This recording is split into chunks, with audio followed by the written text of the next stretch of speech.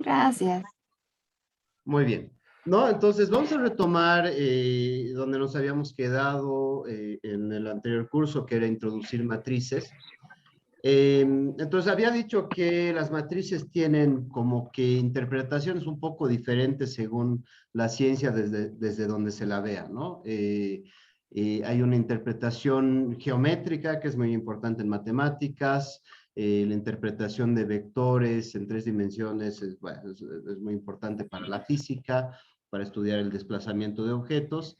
Y para nosotros, en economía, vamos a pensar en vectores muy frecuentemente como listas, ¿no? Puede ser una base de datos, una lista de variables. Entonces, a veces la intuición geométrica no es tan evidente porque muchas veces vamos a tener un vector que está compuesto de, qué sé yo, 15.000 observaciones o 30.000 observaciones, ¿no? Entonces, tener una intuición gráfica de qué representa ese vector no es totalmente claro.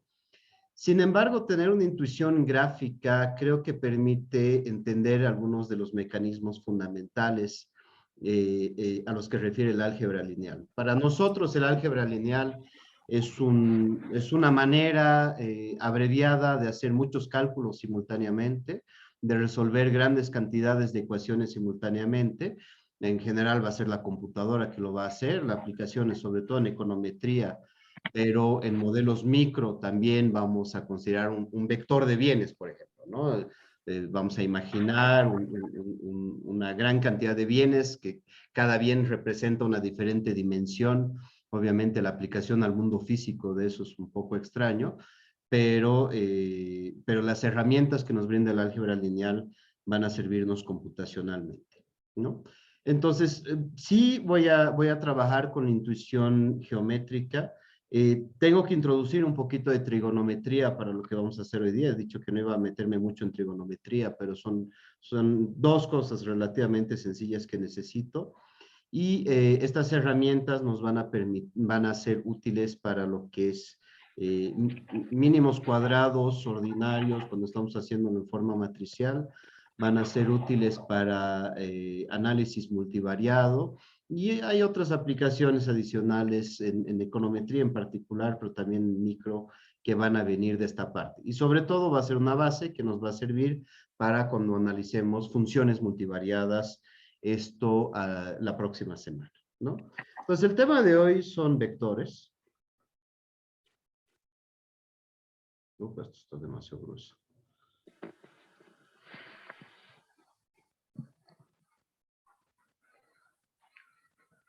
Y vamos a ver una serie de propiedades geométricas que tienen los vectores, cómo nos permiten describir líneas y planos, en particular en espacios tridimensionales, y cómo aplicaciones geométricas de estas cosas nos pueden servir después para aplicaciones en ciencias sociales, ¿no? Entonces, ¿qué es un vector? La definición va a ser sencilla con lo que hemos tenido. Entonces, hemos dicho que una matriz era una disposición compuesta de n líneas y m columnas. Un vector, en cierta manera, lo podemos definir como una reducción. Básicamente, es una matriz. Voy a escribir un poco mejor.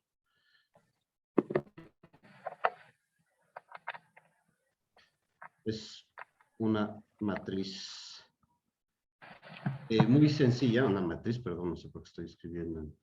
En inglés es una matriz n por 1, ¿no? Entonces está compuesto de n líneas y una columna, ¿sí?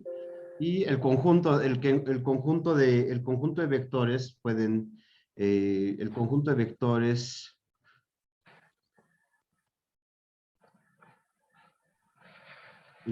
vectores define el espacio cartesiano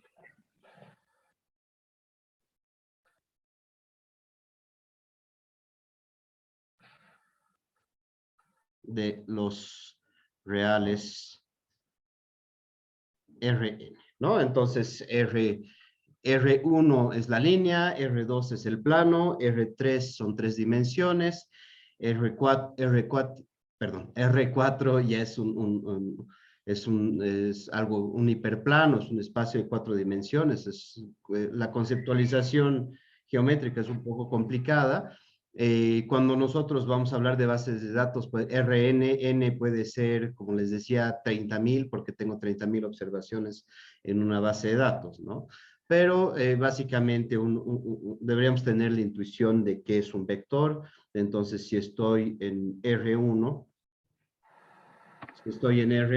es decir, si estoy simplemente en la línea de los reales, un vector va a ser una columna, aquí va a ser un número, ¿sí? Va a ser un número, entonces un vector de, hay varias maneras de anotarlo, a veces se le pone una flecha por encima, o a veces le vamos a poner, yo le pongo una barra abajo, y es lo que típicamente se utiliza en economía, ¿no? Esto con la flecha arriba es mucho más aplicado qué sé yo, física, y básicamente me va a indicar una dirección, me va a indicar una dirección y un número, ¿no? Si esta es la línea de los números reales, puede ser que esté partiendo del cero, pero puede estar partiendo de otro lado, entonces simplemente tiene una dirección. Aquí en la línea de los reales solo puede tener dos direcciones, o bien está ascendiendo en la línea de los reales o está descendiendo en la línea de los reales, y tiene una magnitud, ¿no?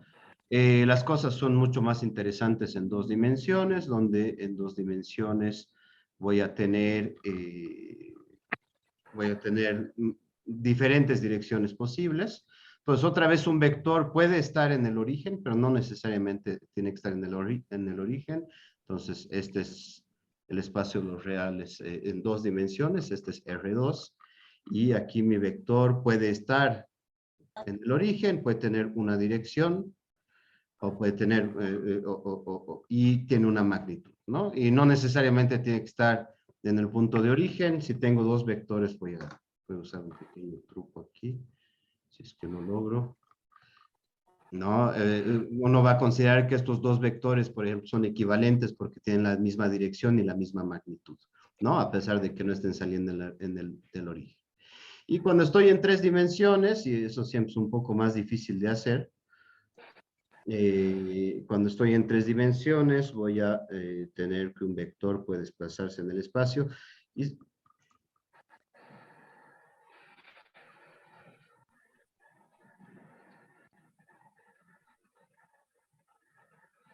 voy a tratar de hacer algo así, bueno, tratando de tener.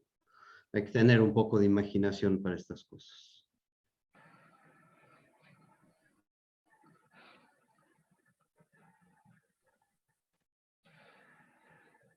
Vamos a decir algo así, entonces donde este sería mi eje X, este sería mi eje Y, por ejemplo, y este sería mi eje Z, y mi vector otra vez puede estar en el origen, en el punto 0, 0, 0, puede estar en otro tipo de dirección, ¿no? Y tiene una magnitud y una dirección, entonces mi vector, si lo estoy viendo en la línea de los reales, va a ser solamente un número, ¿sí?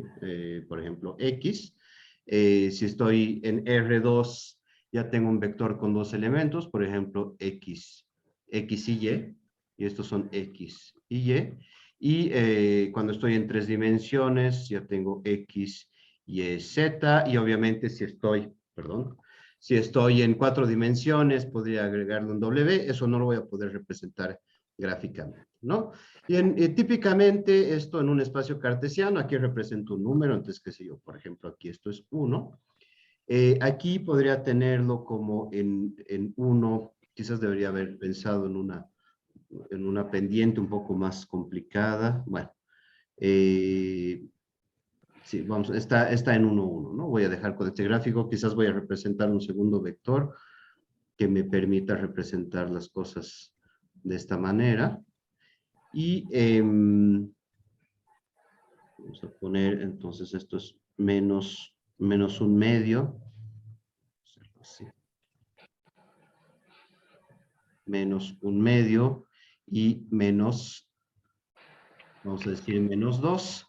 Entonces, por convención, típicamente vamos a tener, si este vector lo voy a llamar W, por ejemplo, vamos a tener que el primer número va a representar la magnitud en el eje de las X, ¿no? Entonces, este menos 2, y el segundo número, que está en la segunda fila, va a representar la magnitud en el eje de las IES. Sí, esto es una convención simplemente, podría darse al revés, pero para que no sea confuso, vale la pena mantener vale la pena mantener este orden, ¿no? Y lo propio podríamos decir con las tres dimensiones, en donde tendría, si trato de diagramar esto más o menos bien, que si yo digamos que este es el punto,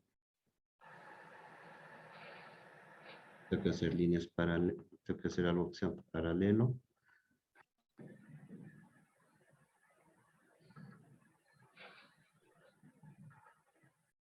Voy a extender mi vector para que esté bien representado.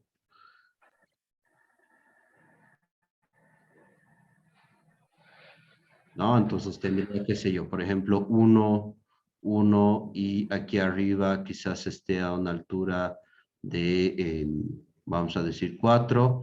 Entonces, este vector en particular lo voy a llamar P, por ejemplo.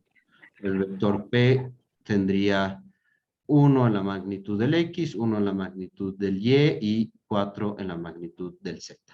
¿Sí? Entonces creo que todos tienen una intuición más o menos, de cómo funciona esto, ¿sí? Quizás esta línea del Z la estoy dibujando demasiado toscamente, lo voy a hacer de la manera siguiente. Entonces puedo representar esto con un cubo, ¿no? Entonces, o con un paralelepípedo. Lo que voy a hacer es hacer un buen zoom aquí. A ver. Ahora sí. Ahí está. Entonces se mueve en esa dirección. Entonces, si quiero verlo a la altura del Z, podría partir de 4 hasta que esté alineado con el, perdón, voy a empezar de más bajo entonces. Voy a empezar de un poco más bajo para que esté alineado con el 1 y aquí desplazarme hacia arriba.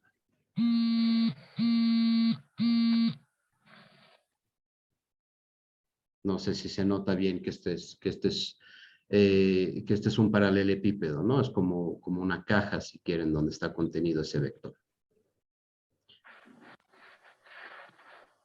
Ok, entonces, creo que todos más o menos sabemos qué es un vector, ¿no? Lo hemos visto todos en el colegio en algún momento. Ahora la pregunta es, ¿qué propiedades interesantes y qué cosas podemos hacer con los vectores? En particular, una cosa que nos va a importar es la multiplicación de vectores entre ellos. Y es lo que vamos a llamar el producto escalar.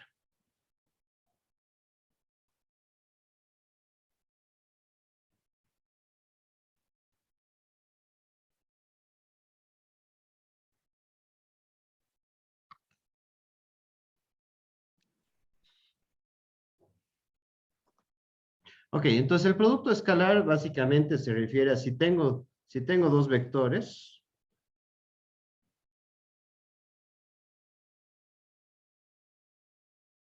los vamos a llamar V y W. El producto escalar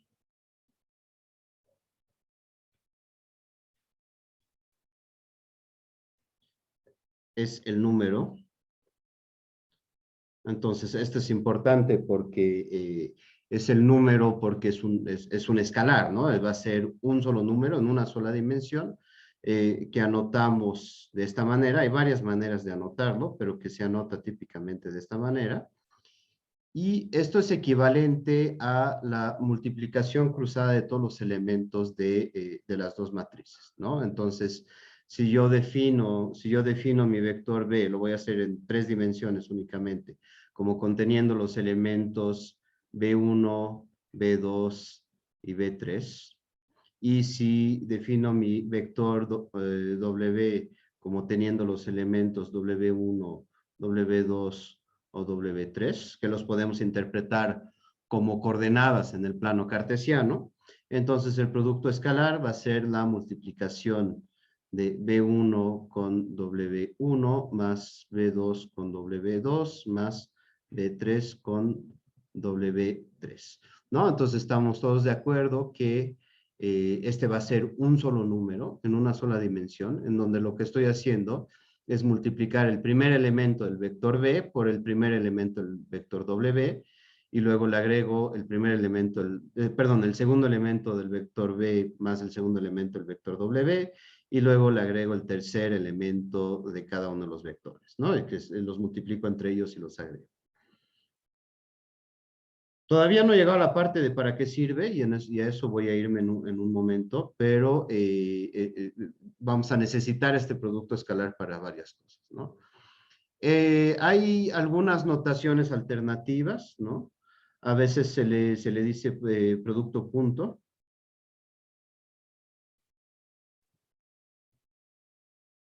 Y se lo anota como el vector B y multiplicado por el vector W, entonces se utiliza este punto entre los dos para indicar que estoy multiplicando los dos vectores, o en notación matricial, dado que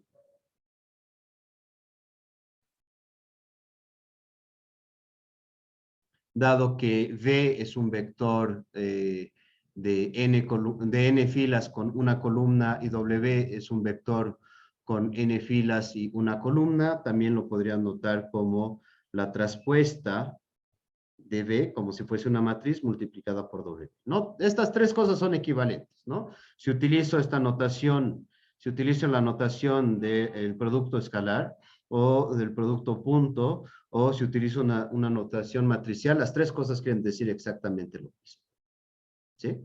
Entonces, quizás es por convenciones, qué sé yo, en geometría es mucho más frecuente pensar en esto, quizás en econometría es mucho más frecuente pensar en esto porque vamos a estar trabajando con matrices, y en micro es mucho más frecuente estar trabajando con esta, ¿no? Entonces es bueno saber que hay diferentes convenciones de notación, las tres cosas son lo mismo, se las ve en un contexto diferente, pero las tres notaciones nos van a servir. En realidad, la notación que voy a utilizar del producto escalar nos va a servir sobre todo para este curso y probablemente para el de economía matemática, y luego en econometría probablemente van a tener más la notación matricial, y en micro vamos a trabajar con el producto punto. ¿Hasta ahí está bien? ¿Está claro? Genial. Ok, entonces, esto tiene ciertas propiedades que deberían ser relativamente intuitivas. Entonces, lo que voy a Perdón, hacer es... Adelante, una observación, dime. Joaquín. En la notación matricial, tú has colocado el tilde sobre la B. ¿Es como promedio de B transpuesta, algo así? ¿O es que No, tiene que perdón, no es ir? un promedio, ¿no? Entonces, estoy utilizándolo como notación. Si prefieres que...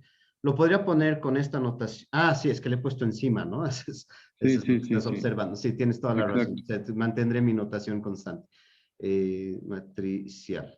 Sí, tienes toda la razón. Sería mejor que mi notación sea más constante. Entonces, es un vector, ¿no? Son vectores. Voy a poner el sublineado, y aquí es un vector que estoy tomando la traspuesta, y aquí lo estoy subrayando. Pero tienes toda la razón, ¿no? O equivalentemente podría escribirlo así. Esto también es muy frecuente verlo, sobre todo en textos matemáticos, y creo que esto sí no es terriblemente frecuente, pero bueno, sería interpretable en principio. Pero gracias por la observación. ¿Sí? Pero efectivamente, entonces son vectores, ¿no? No estoy promediando nada por el momento. Eso, ¿no? Entonces, propiedades que voy a listar, y desde mi punto de vista, propiedades que deberían ser evidentes o suficientemente evidentes en sí mismas, pero si consideran que hay algo que no es evidente, podemos detallarlo para poder resolverlo, ¿no? Entonces, propiedades, una de las propiedades principales va a ser que si tengo un producto escalar de dos vectores, el orden es conmutativo, entonces voy a tener mismos resultados si tomo el producto escalar, perdón, si tomo el producto escalar invirtiendo el orden de los vectores, ¿no? Y esto otra vez, intuitivamente debería ser cierto, porque lo que estoy haciendo es multiplicar el primer elemento de cada vector y sumar el segundo elemento, sumar la multiplicación del segundo elemento de cada vector, etcétera, etcétera. Entonces el orden no debería verse afectado, ¿sí? Otra cosa, y otra vez, ¿no? Me dicen si es que algo que yo les digo no parece obvio, que debería ser bastante evidente desde mi punto de vista, es que si multiplico por un escalar uno de mis vectores, ¿no? Donde A es un escalar, entonces pertenece a la línea de los reales, ¿no? Esto va a ser equivalente, ¿no? Porque este A se va a multiplicar a todos los elementos de la suma. Quizás vale la pena tener la ecuación aquí. Simplemente lo que quería tener es un A delante de cada una de estas cosas. Entonces podría estar delante del W. Y esto es equivalente a escribir que el producto escalar de A multiplicado por un vector B por W es igual que el producto escalar de B por W multiplicado por este A. Y en general puedo escribir que A puede estar delante de toda la expresión, ¿no? Este escalar A, entonces fíjense que para mi escalar A no estoy poniendo la línea por debajo para indicar que es un vector.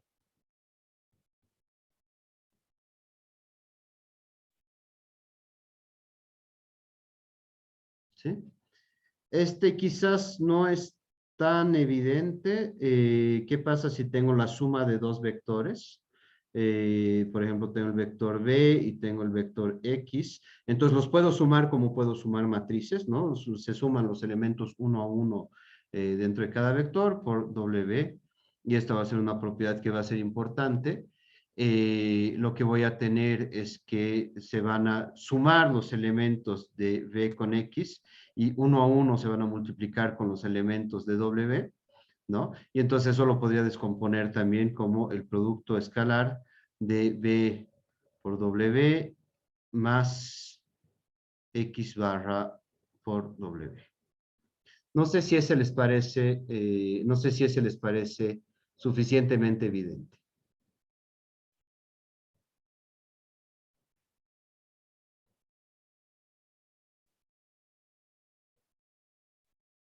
No, podríamos tomar un pequeño ejemplo, entonces podríamos tomarlo como si mi vector B está compuesto de B1, voy a hacerlo con vectores en R2 para que las cosas sean más sencillas. Entonces tengo B1 y B2, tengo X que le voy a llamar, que tiene los elementos X1 y X2, tengo W que tiene los elementos W1 y W2. Entonces, si tengo la suma, básicamente tendría B más X barra es igual a B1 más X1 y B2 más X2, porque los puedo sumar de esta manera. Y luego tengo, bueno, W se queda como está. Entonces, el producto escalar de, perdón, el producto escalar de B1 más X1 y de B2 más X2 por W1, W2. Fíjense cómo cómo estoy anotando esto, ¿no? Puedo poner dentro de estos operadores del producto escalar, puedo poner los vectores explícitamente. Y entonces lo que voy a tener como resultado de esto es, lo voy a mover para que sea un poco más práctico.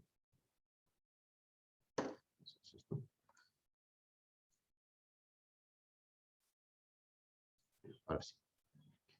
Entonces voy a tener V1 más W1 que multiplica, perdón, B1X1 que multiplica W1 más B2 más X2 que multiplica W2. Entonces ese sería mi producto escalar. Y podría reorganizar esto de la manera siguiente. Podría escribir esto como B1 W1 más B2W2 más X1W1 más X2W2. Entonces simplemente estoy reorganizando los términos y esto me muestra que efectivamente tendría el producto escalar de B por W y de X por W, ¿no?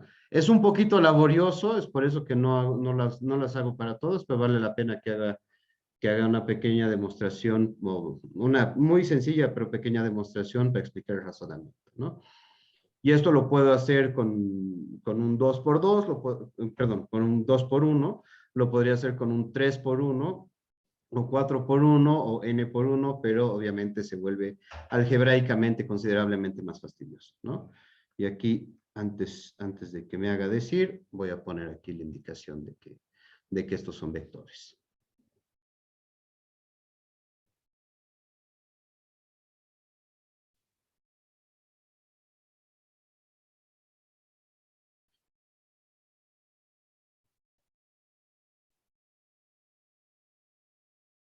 ¿Está bien eso? Muy bien, entonces dentro de esta misma lógica hay varias cosas que podemos hacer, ¿no? Aquí hemos tenido, ¿qué pasa si tengo una suma sencilla? Podría tener algo un poco más complejo, y este algo un poco más complejo podría ser, ¿qué pasa si tengo una combinación lineal de dos vectores? Y si tengo la combinación lineal de dos vectores, por ejemplo, los vamos a llamar alfa b más beta W, entonces estos dos van a ser parámetros, tengo una combinación lineal de dos vectores. ¿Qué quiere decir esto en el plano? En el plano, voy a terminar de anotar esto, y le voy a poner un X aquí, ¿sí? ¿Qué quiere decir una combinación lineal de dos vectores en el plano? Quiere decir que si agarro mi plano, lo voy a hacer más abajo, es una combinación lineal.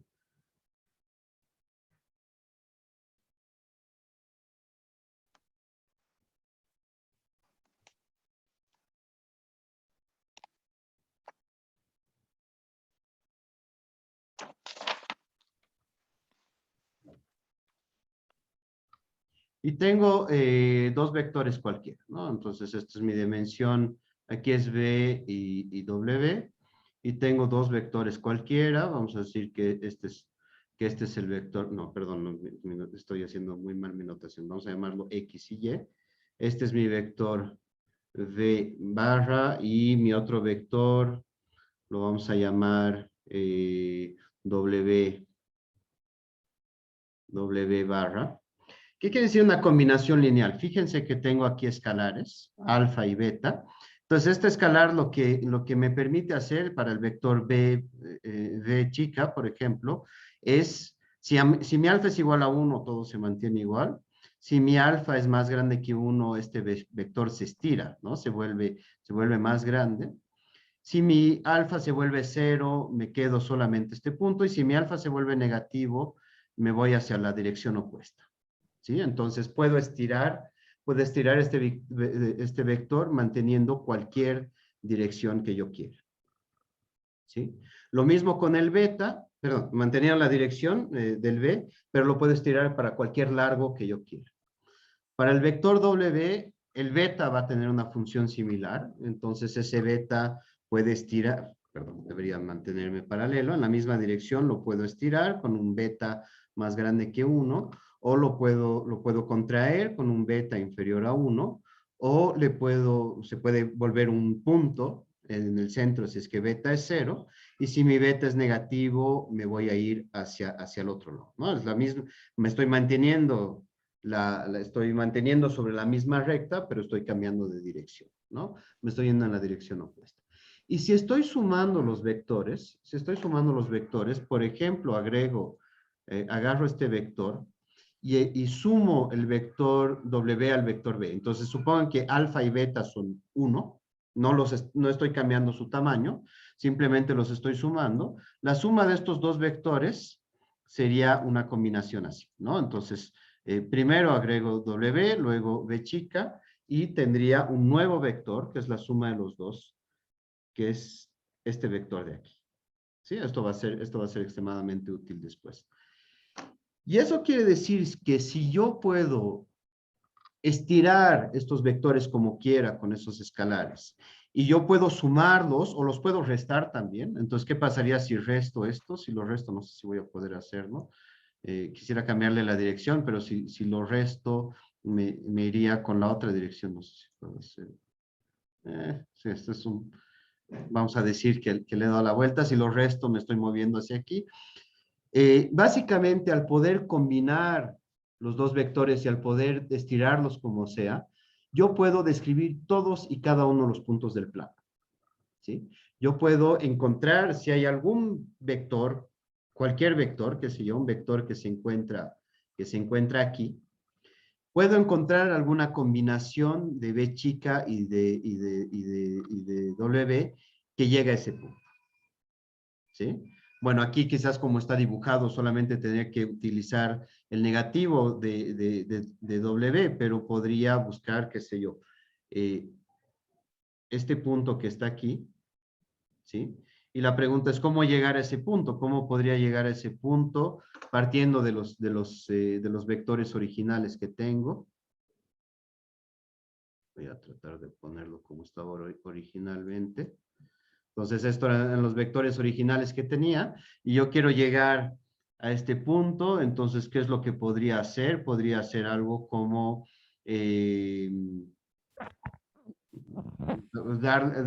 quizás darle la vuelta al W con un vector negativo, se vendría así, todavía no estoy en el punto, entonces lo que puedo hacer es desplazarlo, dándole la vuelta al W para que mi vector termine llegando a este punto. No sé si es más o menos claro lo que estoy diciendo, ¿no? Entonces, no sé si ven, voy a buscar un par de bolígrafos, ¿no? Si tengo dos vectores en el plano, entonces yo puedo desplazarlos de un lado a otro, puedo combinarlos, puedo estirarlos y eso me permite llegar a cualquier punto en el espacio, ¿no? Esto es cierto en R2 y va a ser cierto en R3 y va a ser cierto en R. ¿Sí? Ok, entonces las combinaciones lineales me van a permitir describir cualquier punto en el plano, eso es interesante. Debería haber dejado nomás cómo están mis dibujos. Y otra regla que se va a aplicar aquí sin mayor dificultad es que puedo, utilizando el mismo razonamiento que teníamos antes, esta combinación lineal también la puedo escribir como, puedo sacar el escalar que multiplica Vx y puedo sacar el escalar del beta, donde saco W y ¿sí? Entonces, estas operaciones están permitidas y la lógica o la demostración es exactamente igual a lo que teníamos aquí, simplemente tendría que pensar en ponerle esta constante, tendría que pensar en ponerle la constante alfa y beta. Si quieren, en el mismo ejemplo, tendría el alfa delante de los b's y tendría el beta delante de los x's. Entonces tendría alfa aquí, tendría beta aquí, tendría beta aquí. Entonces tendría mi alfa y mi beta aquí. La demostración es realmente muy parecida, ¿no? Es en realidad una generalización del caso anterior, ¿no? Y entonces el producto escalar de una combinación lineal de un vector con otro vector es la combinación lineal del producto escalar del vector b con x y del vector w con x, ¿no? Entonces, estas son como que reglitas que son fáciles de acordarse, pero reglitas que van a ser útiles al fin en demostraciones, ¿sí? Y en pruebas. ¿Qué cosas más interesantes les puedo mostrar? Quizás algo que es un poco más inesperado es que, y voy a volver aquí al W, perdón, este es mi ejemplo 5, a lo que es un poco más inesperado, por ejemplo, ¿qué pasa si tengo la suma de dos vectores? Entonces, estos son vectores. Entonces, puedo simplemente extender la regla que ya tenía antes. ¿Cómo puedo extender esto? Lo puedo escribir utilizando lo que hemos descrito arriba, lo puedo extender a x barra v barra más w más y barra v barra más w. Entonces estoy aplicando una vez la regla que hemos visto arriba. Luego puedo volver a aplicar esto y escribir esto como x barra b barra más x barra más w barra más y barra v barra más y barra w barra. ¿Vale? Entonces, vale la pena notar que si estoy desarrollando un producto escalar que tiene 4 elementos, puedo describir esto en términos de cuatro productos escalares. Por aplicación de la regla que hemos visto justo antes, ¿sí? Más allá de eso, obviamente, nuestro objetivo no es tenerlo esto lo más desarrollado posible, ¿no? Nuestro objetivo no es desagregar las cosas porque justamente se vuelve pesado, moroso, extremadamente detallado. Es útil al principio para más o menos entender lo que está pasando, pero obviamente el objetivo es que cuando se está haciendo esto con vectores grandes, cuando se están haciendo operaciones complicadas, más bien lo queremos tratar de tener todo lo más compacto posible, ¿no?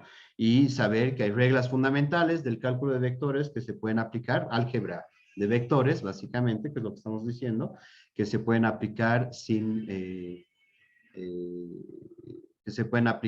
tener que entrar en detalles, en tratar de desagregar elemento por elemento de cada uno de los vectores.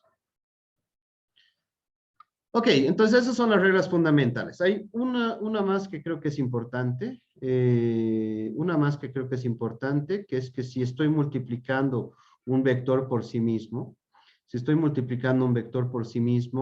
lo que estoy haciendo es multiplicar el primer elemento de x por el primer elemento de x, y le agrego el segundo elemento de x multiplicado por el segundo elemento de x. Entonces, básicamente lo que esto va a hacer es un x1 al cuadrado más x2 al cuadrado más etcétera, etcétera, xn al cuadrado. Entonces, como todos los elementos van a estar al cuadrado, necesariamente esto tiene que ser positivo o nulo, ¿no? Y en realidad esto va a ser nulo. Voy a tener que el producto de dos vectores, perdón, el producto del producto escalar de un mismo vector con sí mismo es igual a 0, si y solo si todos los x son 0, entonces solamente si x es un vector compuesto de solamente ceros, ¿no? Y cuando tengo una columna de ceros, entonces si todos los elementos son 0, voy a tener que el producto escalar del vector con sí mismo va a ser igual a 0.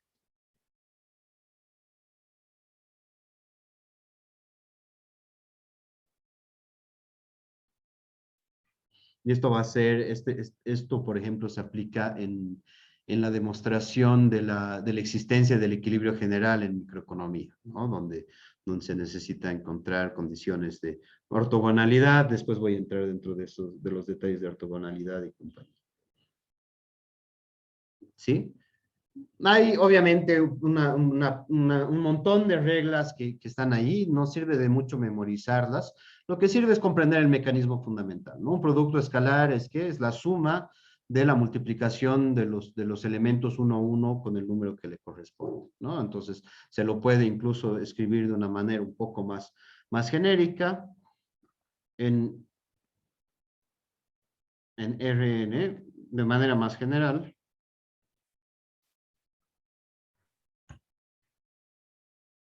De manera más general, vamos a tener que el producto escalar de un vector X y de un vector Y, donde están compuestos de n filas, cada uno de ellos, y de una columna, lo podemos escribir simplemente como la suma a través de los i elementos que están, de los n elementos que están ahí, de cada elemento del vector X y de cada elemento del vector Y.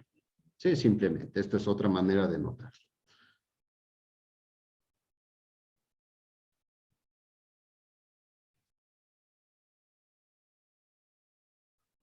Muy bien.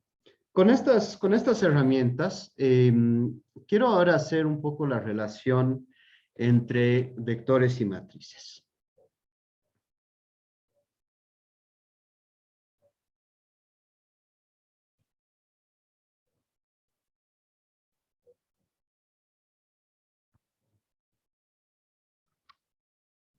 ¿no? Y una propiedad principal que se va a tener es que supongamos una matriz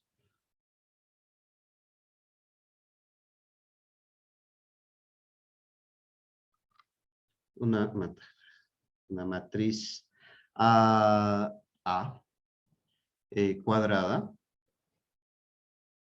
es decir, que tiene la misma cantidad de filas y la misma cantidad de columnas.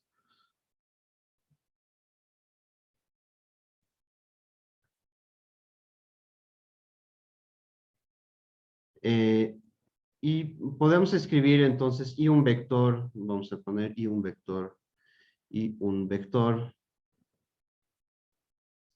X.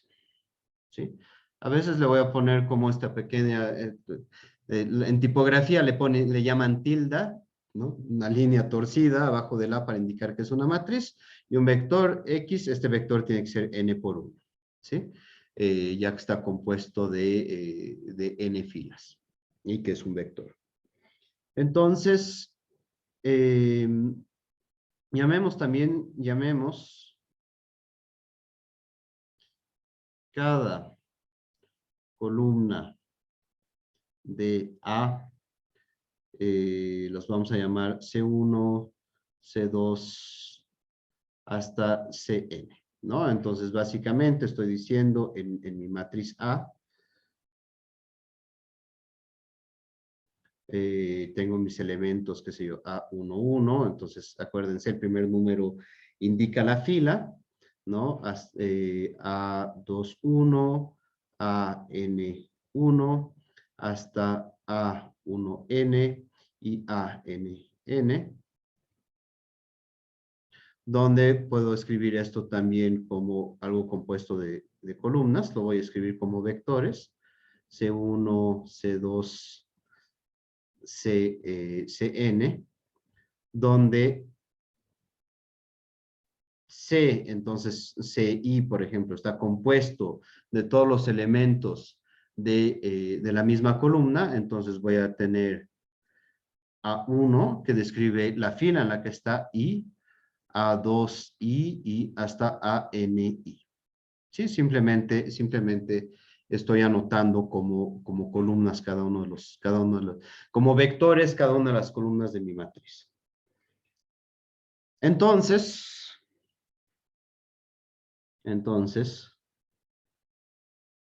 puedo escribir que AX, entonces estoy multiplicando una matriz por un vector, es lo mismo que escribir el primer elemento de la columna X, el primer elemento de la columna X, del vector X multiplicado por la columna 1, más el segundo elemento de la columna, del vector X por la columna 2, más, estos son columnas, etcétera, etcétera, más xn, ya que tiene n elementos mi vector, y mi columna n. Ok. Primero voy a mostrar que esto es cierto. Y segundo, vamos a ver la interpretación que tiene y por qué nos ilustra esto con las matrices.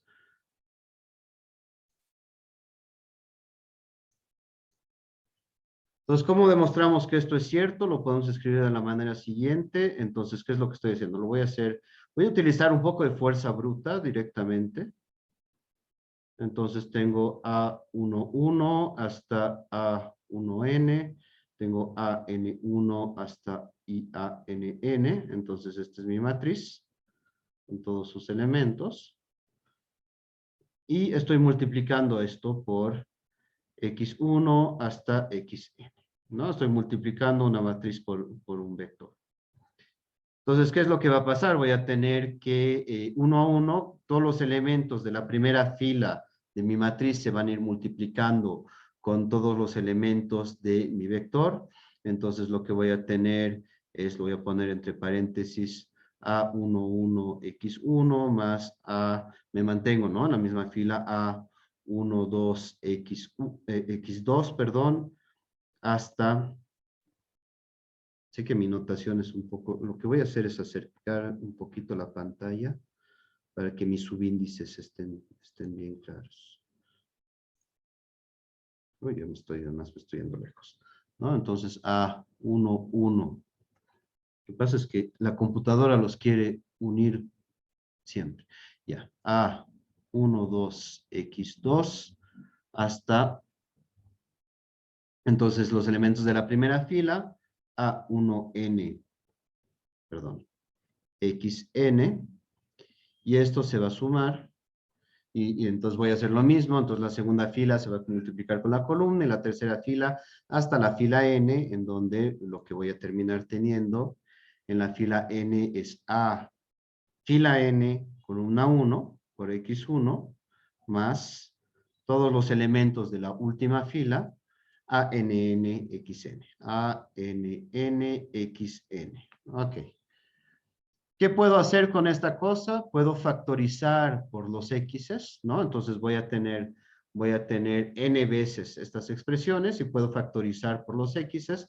Entonces x1 va a factorizar, ¿qué va a tener? Va a tener a1, 1.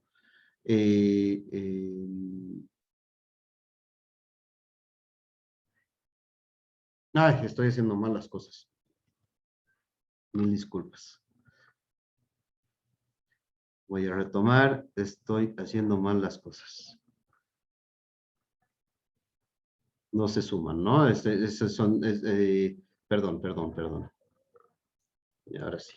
Entonces, lo que tengo, para recordarse, tengo n por 1, entonces lo que tengo que tener al final es un vector, ¿no? Tengo que tener un vector que es n por 1, ¿sí? Y ahora sí, entonces la primera fila va a estar compuesta de A11 hasta X1, más A12, X2, etcétera, etcétera, hasta A1NXN, y después voy a ir componiendo todas mis filas así, ¿no? Entonces tengo A21X1 más A22X2, etcétera, etcétera, hasta A2NXN. Y finalmente, en la última fila voy a tener AN1X1 más AN2X2 y ANNXN. ¿No? Entonces tengo estas sumatorias y ok, ahora sí puedo hacer las cosas. Puedo separar esta matriz en varios vectores. Entonces puedo separar esta matriz porque puedo sumar las matrices entre ellas. Entonces puedo quedarme con A11, X1, A21, X2, perdón, X1, AN1, X1, más A1, 2, A22 y AN2 que multiplican X2, ¿no?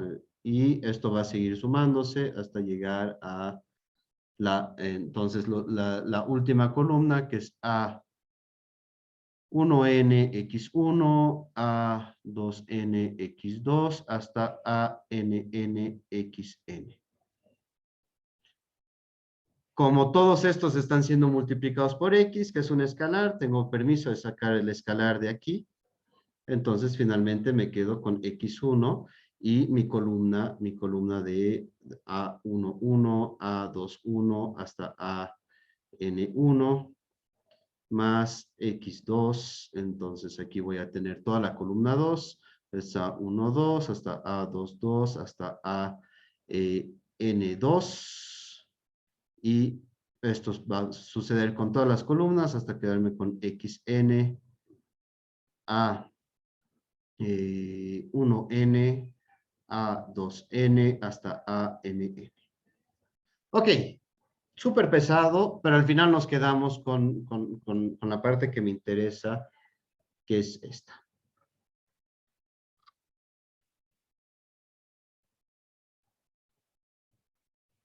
Voy a tratar de hacer un poco mejor las cosas.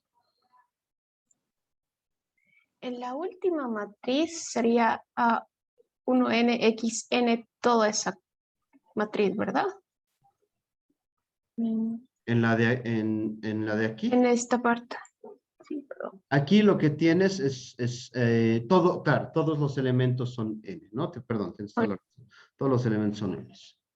¿Sí? Entonces, como ven, es el motivo por el cual las computadoras tienen que hacer estas cosas, ¿no? Es extremadamente laborioso. Entonces, vámonos a una cosa más profunda. Dado esto, y voy a irme a R2.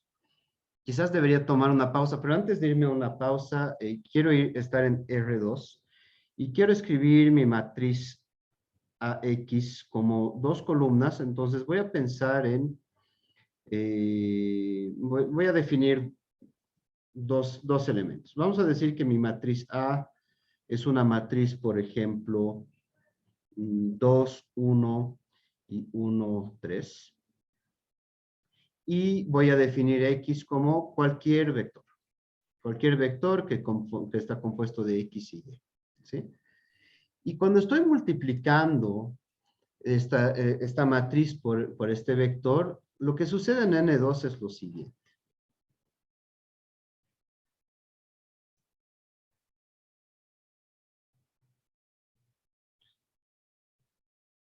Este es mi espacio cartesiano en R2. ¿Sí? Este es mi espacio cartesiano en R2, en donde tengo, en esta dimensión tengo a X, en esta dimensión tengo a Y, y quiero introducir dos vectores que van a ser importantes, ¿no?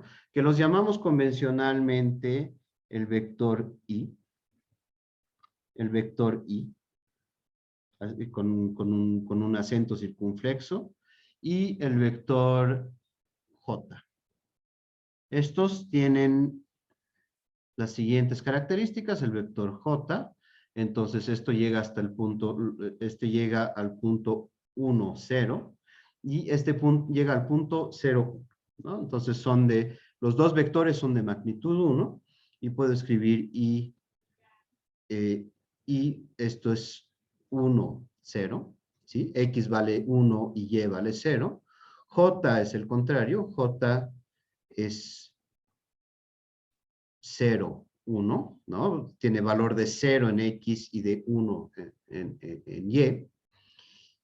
Y cuando yo estoy multiplicando un vector cualquiera por esta matriz A, podrían considerar esta matriz A como dónde van a aterrizar, por un lado mi vector I aterrizaría en el punto 2, 1, y mi vector J aterrizaría en el punto 1, 3. ¿Sí? Entonces, ¿qué quiere decir eso? Si yo estoy multiplicando, si multiplicara mi vector de base I, o si le aplico esta matriz, ¿dónde va a terminar? Va a terminar en el punto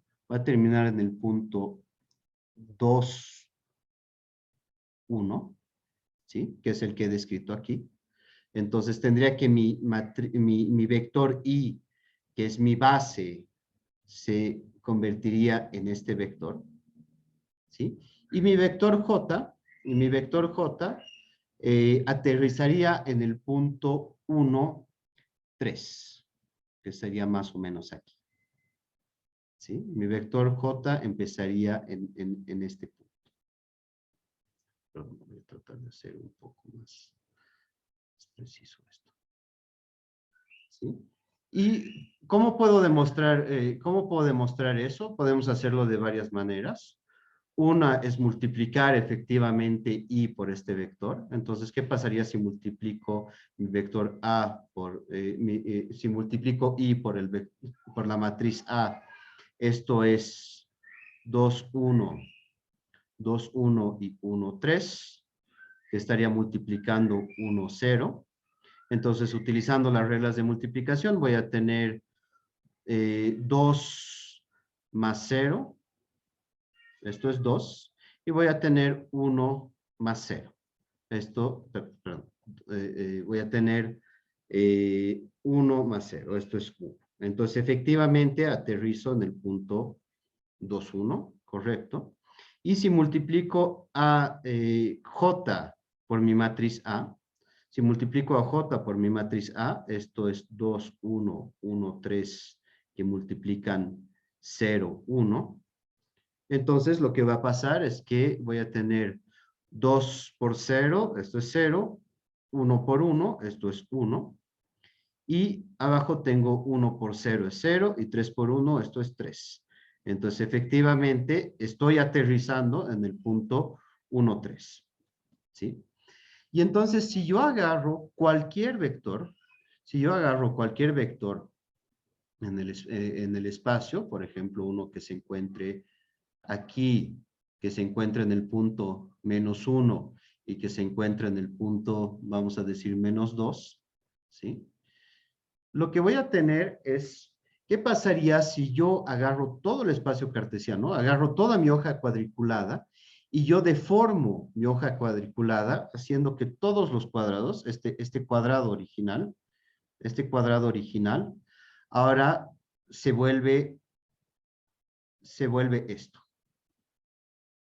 ¿sí? Entonces, lo que estoy haciendo es que mi base, que son los vectores I y J, se ven transformados al multiplicar por la matriz, ¿sí? Se ven transformados al multiplicar por la matriz, y entonces lo que estoy haciendo es estirar los dos se están volviendo más largos, y al mismo tiempo están cambiando de dirección, y todos los vectores que sufren la misma transformación, que son multiplicados por la misma variable, por la misma matriz, perdón, van a sufrir una transformación que va en el mismo sentido, ¿sí?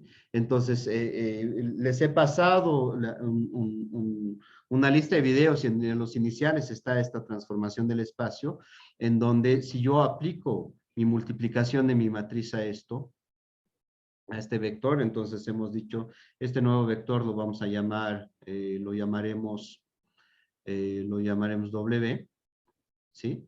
Entonces, si yo aplico mi multiplicación a W, esto es 2, 1, 1, 3, y voy a aplicar, perdón, estoy multiplicando esto por, hemos dicho que se encuentra en -1 y -2, entonces, al calcular la multiplicación por esta matriz, tengo -1 más -2, esto es -2, perdón, -2 más -2, esto es -4, y aquí esto es -1, -6, esto es -7, me corrigen si me equivoco, ¿sí? Entonces, vería -2, está bien, y -1, -6, es correcto. Entonces, aterrizo, cuando se ha deformado, ¿no? Se ha estirado esto, si quieren, en el cuadrante superior derecho, se ha estirado, lo mismo pasaría del otro lado, también hay una, se estira, entonces voy a aterrizar aquí en el punto, voy a aterrizar en el punto -1, -2, -3, -4, vamos a decir que está menos aquí, -4 y -7, y me estoy saliendo totalmente de mi gráfico, pero tendría que mi nuevo vector ha sido transformado, voy a buscar algún color que sea interesante, ha sido estirado aquí, ¿no? Mi vector W ha aterrizado ahí porque todo el espacio se ha alargado, si quieren, en una dirección desde hacia abajo a la izquierda hacia arriba a la derecha, ¿no? Todo mi espacio se ha deformado, siguiendo el patrón de este cuadrado, y en realidad podrían imaginar que todo el espacio se ve deformado por esto, ¿sí? Esta intuición va a ser supremamente importante para las cosas que vienen después, porque nos va a permitir describir qué es un determinante, qué quiere decir la inversión de una matriz. La inversión de una matriz simplemente va a ser el hecho de hacer camino hacia atrás, ¿no? De volver hacia atrás, ¿no? De en qué magnitud se está deformando el espacio, etc. Entonces, cuando yo estoy multiplicando por una matriz, lo que ustedes pueden pensar es que lo que estoy haciendo es cambiar el espacio donde están descritas las matrices, ¿no? Entonces, estoy pasando de un espacio donde tengo los vectores de referencia I y J, ¿sí?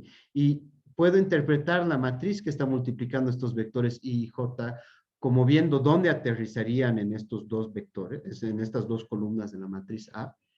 Y la transformación general que estos están sufriendo, lo van a sufrir todos los otros vectores que se ven multiplicados por exactamente la misma matriz. ¿Sí? Entonces, en un momento les voy a mostrar, por ejemplo, cómo ciertas multiplicaciones se transforman en rotaciones, pero quiero volver a lo que he anotado aquí, ¿no? A esta forma como hemos anotado las cosas, en donde tenía X multiplicadas por las columnas. ¿Sí? Cuando tenía X multiplicadas por las columnas, volviendo al punto anterior,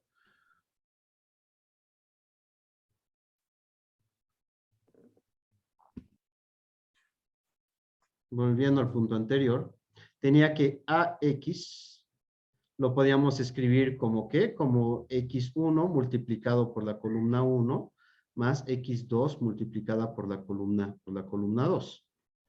¿Sí? Y en el ejemplo que he tomado es básicamente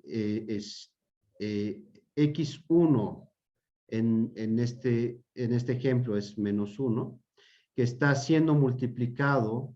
¿Por qué está siendo multiplicado? Por la primera columna. Esto es 2, 1. Y luego tengo el segundo elemento, X2, menos 2, que está siendo multiplicado por la segunda columna. 1, 1, 3. ¿Sí? Y entonces puedo ver cómo cada uno de estos puntos se ve desplazado.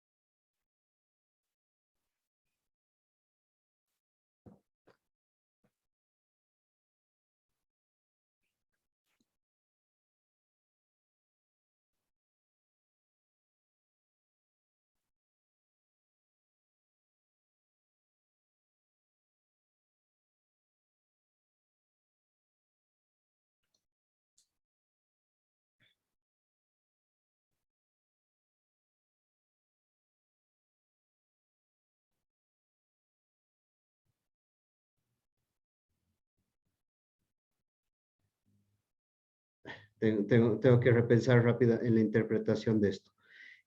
Tomaremos ahora nuestra pausa, tomaremos unos 10 minutitos de pausa y vuelvo a la interpretación de esto, ¿sí? Muy bien, doctor. Súper.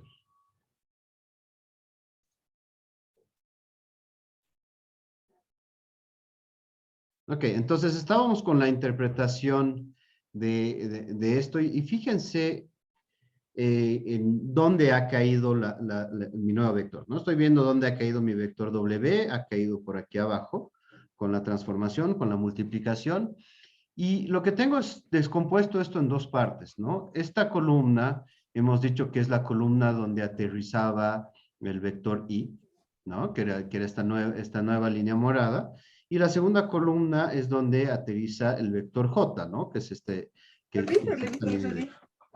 Entonces, podría interpretar dónde está cayendo este nuevo punto W, y es más, lo voy a interpretar así, como menos una vez donde ha caído el vector Y. Entonces, fíjense, es esta línea morada, la voy a recuperar. Menos una vez, ¿no? Entonces, esta línea de aquí abajo no la quiero. Voy a tratar de borrarla.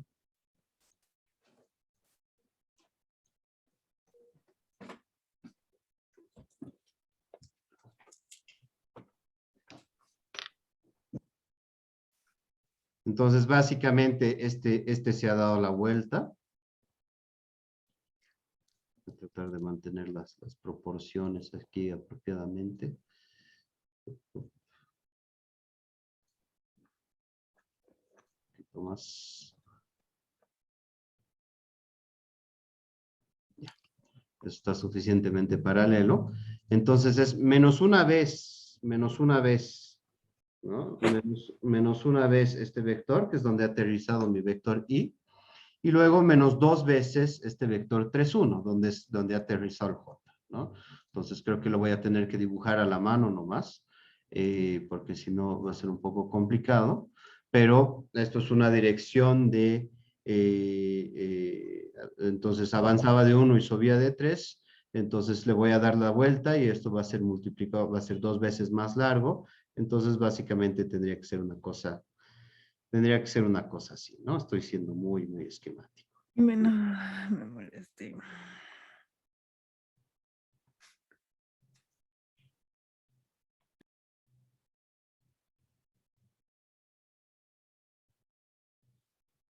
Ya, mejor.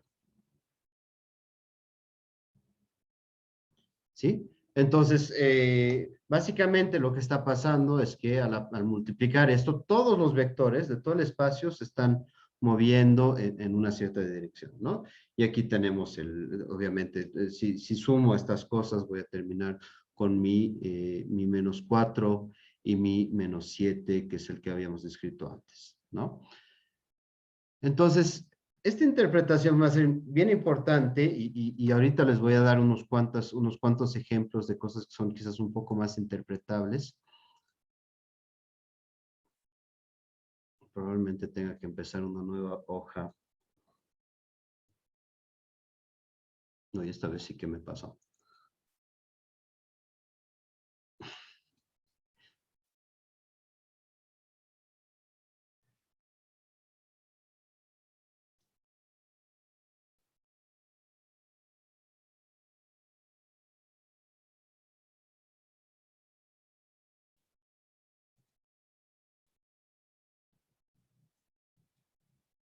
¿No? Entonces, algunas matrices que pueden ser interesantes son, por ejemplo, la matriz siguiente. Sería una matriz compuesta de 0, 1, menos 1 y 0.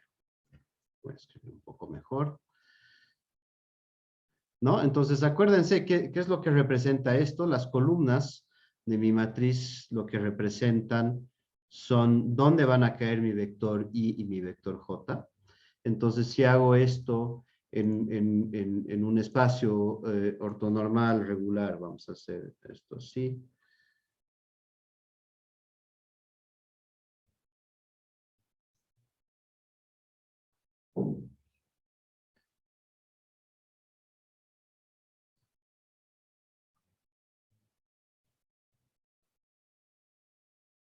Un segundito, me estoy quedando sin batería.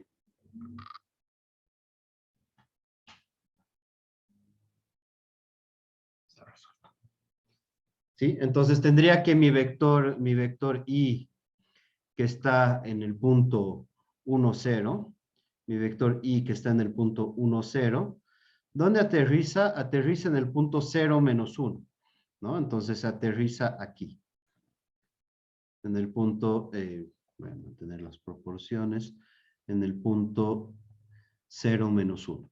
Y mi vector J que empieza, que siempre está en el punto 0, 1, mi vector J que está aquí, ¿dónde va a aterrizar? Va a aterrizar donde estaba I, ¿no? Va a aterrizar en este punto.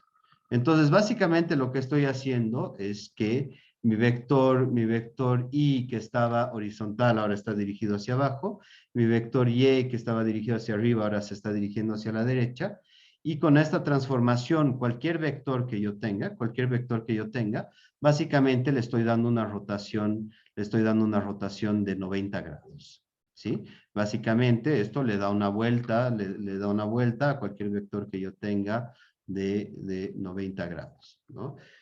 Si hago una transformación parecida, por ejemplo, con la matriz siguiente, con la matriz menos 1, 0, 0, menos 1, ¿qué es lo que va a pasar? ¿Dónde van a aterrizar los diferentes vectores? Voy a utilizar la misma lógica que antes.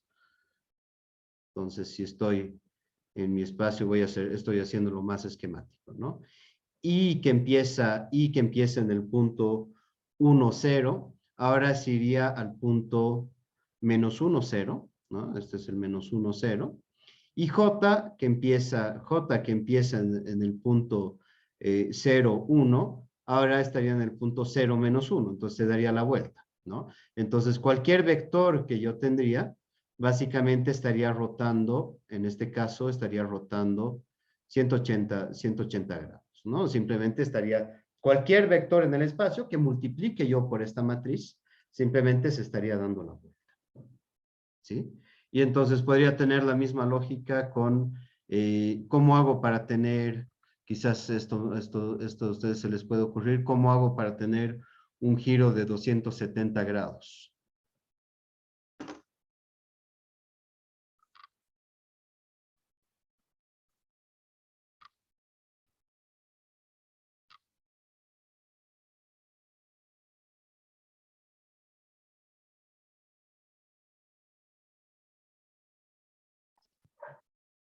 ¿Dónde tendría que aterrizar el vector I? Para que gire todo en 270 grados, ¿no? Que haga 3/4 de vuelta.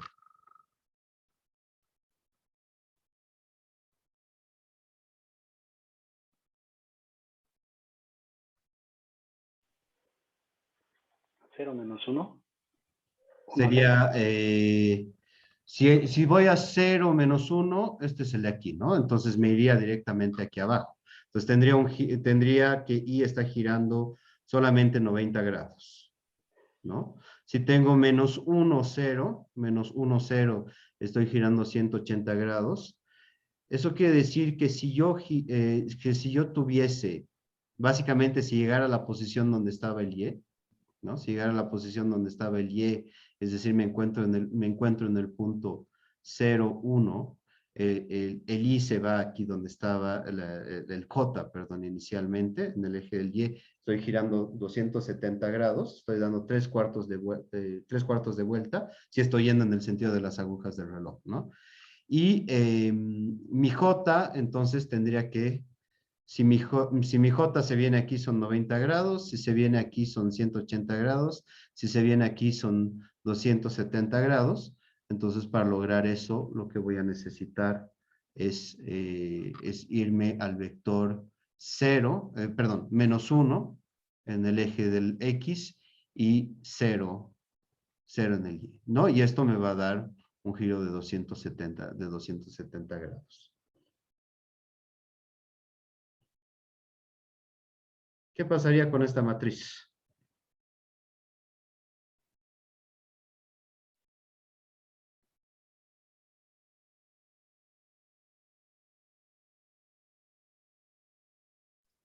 Nos devuelve el mismo vector.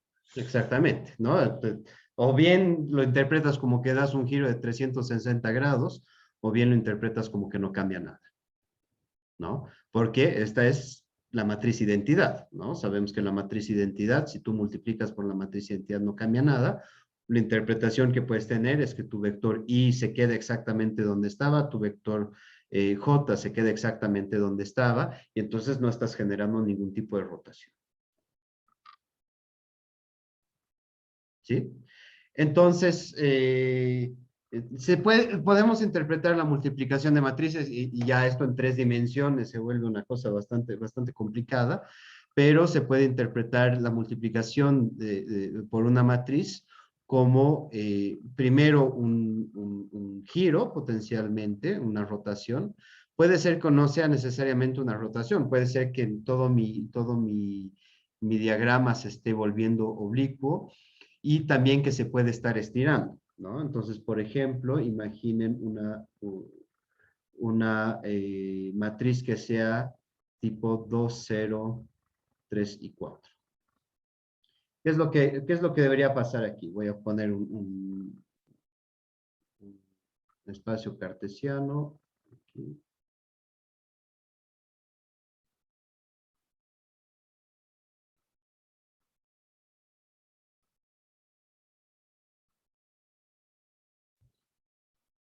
Mi vector I inicial, vamos a utilizar más colores,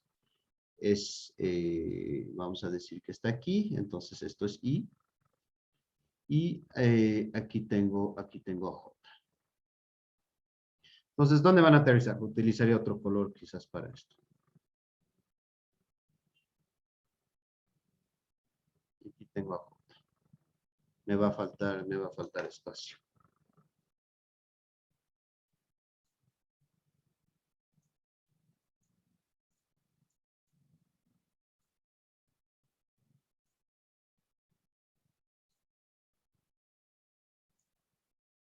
Vamos.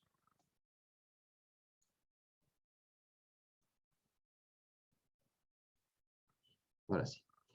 Entonces, si aplico aquí la transformación, ¿qué es lo que va a pasar con mi I, con mi base? Entonces tengo una base en el I y esta va a aterrizar en el punto, ¿no? Si este es 1, 1, 0 y esto es 0, 1. I va a aterrizar en el punto 2, 0. Entonces voy a tener que se estira mi vector. Se estira pero se mantiene en la misma orientación. Se estira y se mantiene en la misma orientación. Y J va a aterrizar en 3, 4. Entonces, 3, 1, 2, 3, algo por aquí. ¿Sí? Entonces aquí va a aterrizar J. ¿Sí? Y entonces lo que pueden, otra vez, ¿no? Voy a hacer el mismo ejemplo, pero como lo podemos pensar es, imagínense el cuadrado que describen los vectores de la base, ¿no? El cuadrado que describen los vectores de la base, y este vector, este cuadrado se deforma. ¿Cómo se deforma? Se estira para empezar, y luego se vuelve oblicuo, ¿no? Entonces se estira por aquí, se alarga de este lado y se ha transformado de esta manera. ¿Sí? Esta es la transformación que ha sufrido este cuadrado y todo el espacio, todas las cosas se han movido de esta manera, ¿no? Entonces podrían imaginar que yo estoy viendo todo el cuadriculado que tengo, algo así. ¿Y cómo se ha deformado esto? ¿Cómo se han ido deformando? ¿Cómo se han ido deformando las celdas? Entonces se han estirado, ¿no? Y la que tengo aquí también se ha estirado y se ha deformado. Y ahora se ha vuelto así. Y este cuadrado de aquí abajo tiene una transformación que es parecida. ¿Sí? Y en realidad podrían pensar eso con toda la cuadrícula, podrían pensar en todos los objetos, y el multiplicar entonces un objeto por una matriz, lo que va a tener es esta acción de transformarlo, de transformar sus dimensiones. Ahora fíjense que las líneas se mantienen paralelas, las escalas se mantienen proporcionales, entonces estoy deformando todo, pero con las mismas proporciones, ¿no? Y entonces, qué sé yo, si tuviese dibujado un redondo, este nuevo redondo se volvería algo oblicuo y que está de costado, ¿no? Y todo sufriría la misma transformación. Entonces, el objeto, lo que sea que yo esté definiendo, que esté multiplicando por la matriz, va a sufrir esta transformación. ¿Sí? Por el momento es súper abstracto, lo concedo, pero nos va a servir más adelante, ¿no? Entonces, esta forma de visualizar las cosas, de visualizar la multiplicación por una matriz como una deformación, una transformación del espacio, que tiene un componente, como hemos visto en estas matrices, de hacer girar las cosas, que tiene un componente, si los números dentro de la matriz son diferentes a 1, va a tener la propiedad de estirar las cosas. Si son inferiores a 1, va a tener la propiedad de compactarlas más bien, de acercarlas entre ellas. Podría estar girando en diferentes direcciones. Entonces, obviamente, la cantidad de transformaciones posibles es infinita. Sin embargo, hay dos cosas que se van a mantener, es que se van a mantener las proporciones, ¿no? Entonces, dos cosas que estaban originalmente relativamente cercanas se van a mantener relativamente cercanas, y tiene la propiedad de que si quieren, las nuevas líneas que se van a trazar se van a mantener paralelas.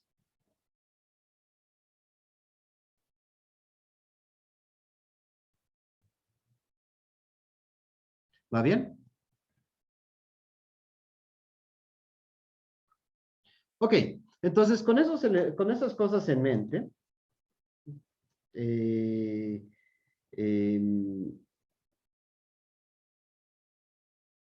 pensaremos un poco en algunas propiedades que nos van a ser útiles para Tengo una pregunta en el chat aquí. La traspuesta. No voy a pensar en aplicaciones de la traspuesta inmediatamente. Lo que sí, algo que nos puede servir mucho es la inversa, ¿no? De la traspuesta, básicamente lo que estás haciendo es cambiando tus ejes, ¿no? Entonces estás invirtiendo tus ejes. En sí, la aplicación geométrica es simplemente una vuelta, ¿no? De la imagen que tienes. La inversa, que todavía no hemos visto el cálculo, pero que nos va a servir, básicamente nos va a servir si yo aplico a cualquier vector, ¿no? Si yo aplico a cualquier vector AX, lo que va a pasar es que tu vector, ¿no? Donde sea que se encuentre, digamos que estás viendo este vector aquí, lo que va a pasar es que se va a transformar, ¿no? Va a seguir esta transformación. Y lo que quieres saber cuando aplicas la inversa es qué es lo que le tienes que hacer a esta transformación, qué es lo que le tienes que hacer a esta transformación para volver al vector original, ¿no? Entonces simplemente estás haciendo la operación hacia atrás, donde al aplicar la inversa a la matriz, básicamente estás deshaciendo lo que has hecho inicialmente, ¿sí? No sé si eso responde más o menos a tu pregunta, Mauricio.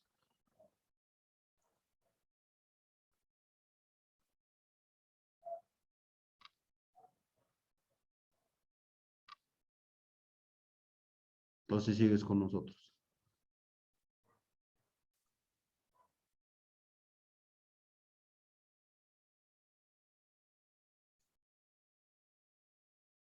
Ok, no, entonces guardemos en mente esto, espero que la ilustración ha sido lo suficientemente visual para para que podamos aplicar estas cosas después, ¿no? Y van a ver que lo que refiere a la inversa, lo que refiere al determinante, lo que refiere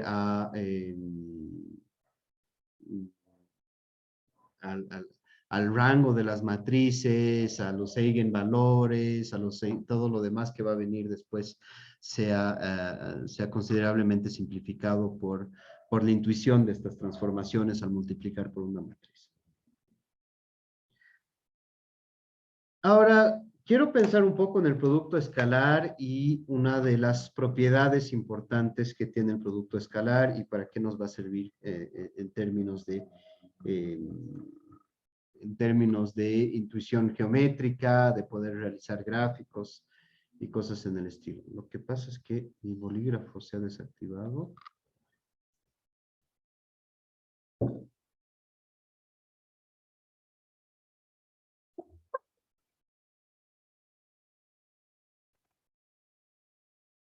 Ok. ¿No? Entonces,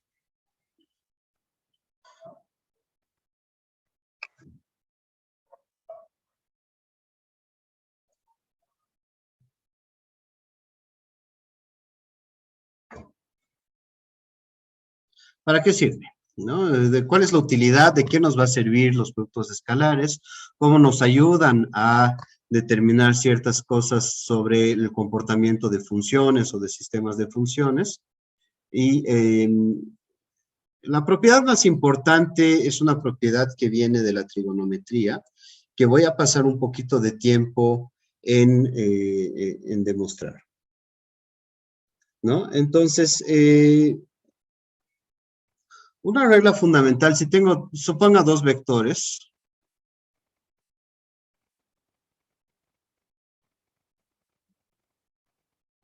que vamos a llamarlos A y B, el producto escalar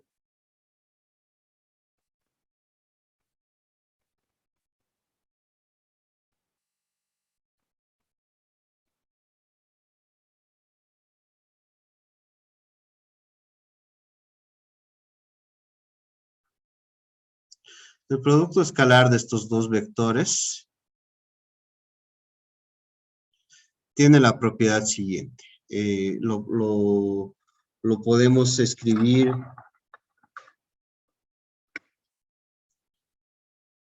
estoy seguro de tener exactamente las cosas correctas. Lo podemos escribir como la norma de A, y en un segundo voy a definir qué es esto, más la norma de B, menos 2 veces la norma de A, que multiplica la norma de B, multiplicado por el coseno del ángulo, donde teta es el ángulo entre A, es donde teta es el ángulo entre A y B. Ok, son muchas cosas que estoy escribiendo de golpe, entonces voy a tratar de definir un poco los elementos. Primero, ¿qué es la norma? La norma es básicamente, me dice cuán largo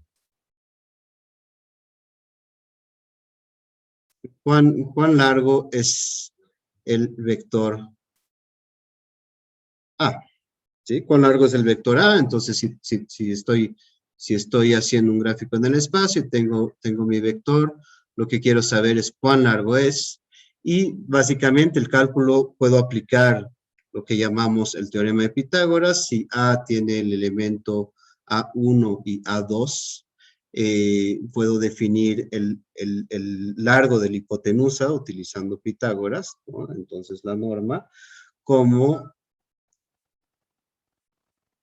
la suma del cuadrado de los costados al cual le aplico la raíz cuadrada, ¿sí?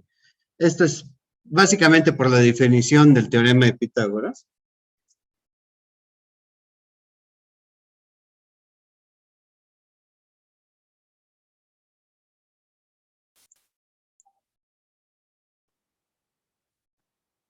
Ya, ok. ¿No? Esto debería ser relativamente claro, yo esperaría, ¿no? Ahora, si no lo es, no sé si vale la pena que hagamos una demostración de Pitágoras, quizás es volver un poquito muy lejos. Hay videos supremamente interesantes para tener una intuición geométrica de por qué Pitágoras es cierto, ¿no? Pero básicamente, si tengo un triángulo rectángulo, que es como está siendo definido esto, si sé cuál es el valor del vector en la dimensión del X, si sé cuál es el valor del vector en la dimensión del Y, puedo tomar esos dos valores como los costados de un triángulo, y de ahí puedo calcular el largo de la hipotenusa, entonces puedo obtener de ahí el cuán largo es un vector, ¿no? Entonces podemos, qué sé yo, tengo un vector A que es de 2, 1, quisiera saber cuán largo es entonces puedo simplemente calcular un costado al cuadrado más el otro al cuadrado y tomar su raíz. Esto me va a dar este largo para el vector, ¿no? Entonces, eso debería ser relativamente sencillo, y utilizamos esta notación para definir el largo de un vector. Lo que viene más arriba es más complicado, ¿no? Lo que viene de este lado, necesitamos un poco de funciones trigonométricas, entonces voy a hacer un poco de recordatorio de algunas cosas, quizás algunas sean un poco nuevas, pero nos va a ser muy útil. Entonces, primero necesitamos algo que se llama la ley de cosenos.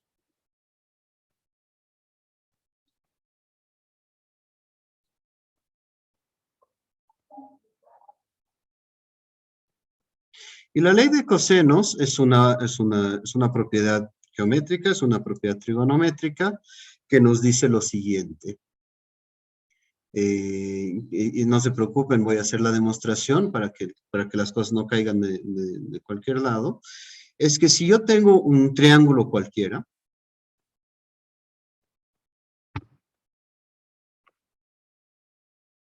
tengo un triángulo cualquiera,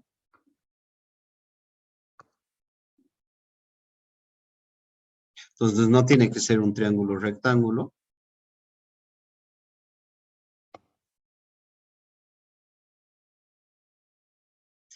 Y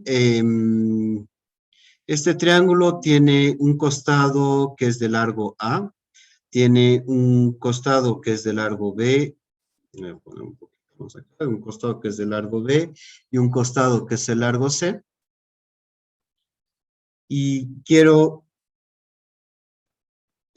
poder decir algo sobre este ángulo, o conozco este ángulo es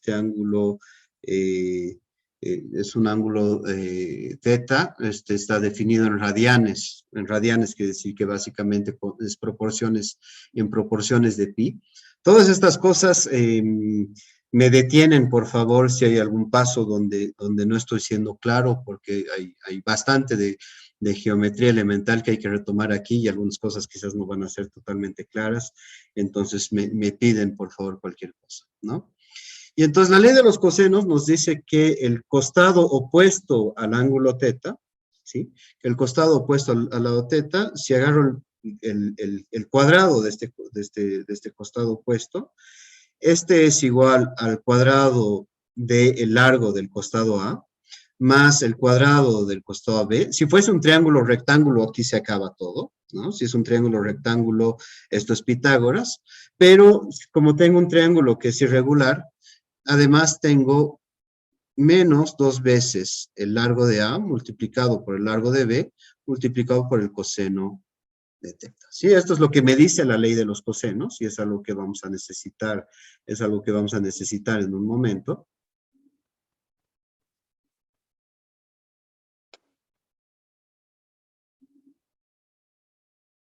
Pero por el momento postulo la ley de los cosenos y la quiero demostrar en un instante. Entonces necesito primero saber qué es un coseno, ¿no? ¿Qué es un coseno? Y básicamente vamos a definir el coseno en un triángulo rectángulo.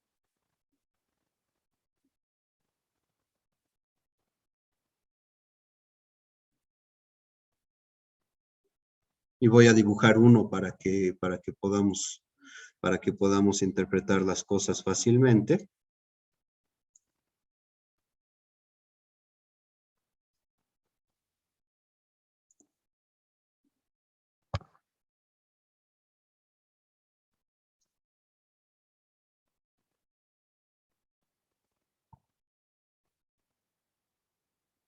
Opa.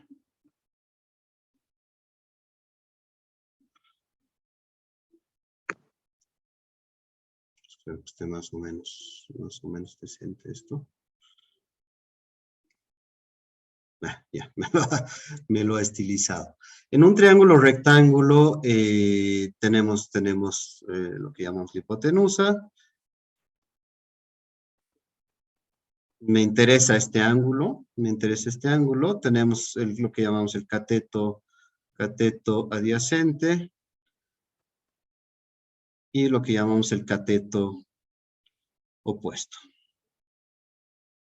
¿no? Y la función cos es una función del ángulo, ¿sí? Y básicamente está descrita por la razón entre el cateto adyacente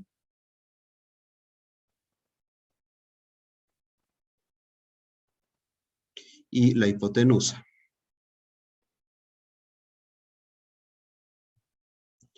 ¿Qué quiere decir esto? Básicamente que hay una relación fija sin importar la escala del triángulo, sin importar el tamaño del triángulo, siempre y cuando este sea un triángulo rectángulo, en donde yo puedo tener una relación fija, una relación determinada entre el ángulo y el largo de la hipotenusa y del cateto adyacente, ¿no? Entonces, esta proporción es fija, ¿no? Pueden estirar o reducir, pueden encoger o alargar este triángulo como ustedes quieran.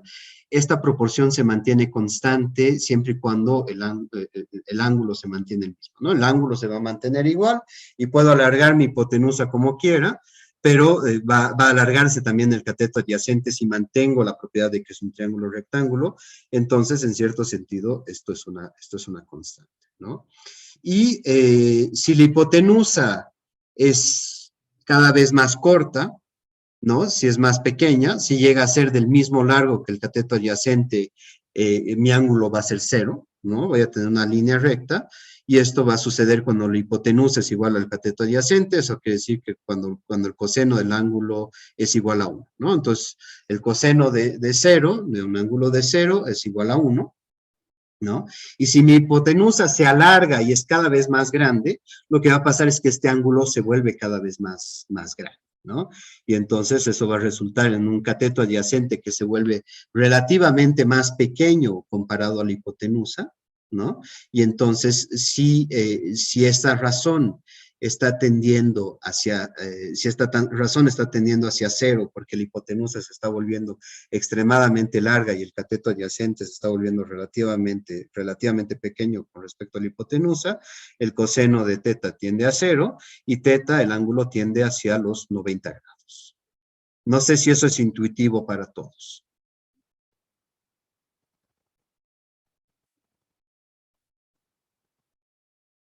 Sí, sí, queda claro. ¿Sí? Y el otro que necesitamos es el seno. Y el seno lo vamos a definir, lo definimos de una manera muy parecida. El seno de este ángulo va a ser ya no el cateto adyacente, pero el cateto opuesto sobre la hipotenusa. ¿No? Y entonces es la misma lógica, ¿no? Ustedes pueden estirar como quieran este triángulo. Si el ángulo se queda fijo, la razón entre hipotenusa y cateto opuesto se va a quedar fija, ¿sí? Y entonces aquí vamos a tener que, si el cateto opuesto es 0, eso quiere decir que en vez de un triángulo tengo un segmento, tengo una línea, quiere decir que mi ángulo teta es 0, entonces si mi cateto opuesto es 0, el seno de teta va a ser 0, y entonces cuando tengo un ángulo 0, el seno de 0 es 0 también, ¿no? Ahorita voy a dibujar las funciones. Y al contrario, si mi cateto opuesto se vuelve extremadamente grande, nunca puede ser más grande que la hipotenusa, ¿no? Nunca puede ser más grande que la hipotenusa, necesariamente la hipotenusa va a ser más larga que cualquiera de los dos catetos. Eso quiere decir que si mi cateto opuesto se vuelve increíblemente grande, se vuelve casi tiende al infinito, mi hipotenusa se va a acercar mucho más a la hipotenusa, ¿sí?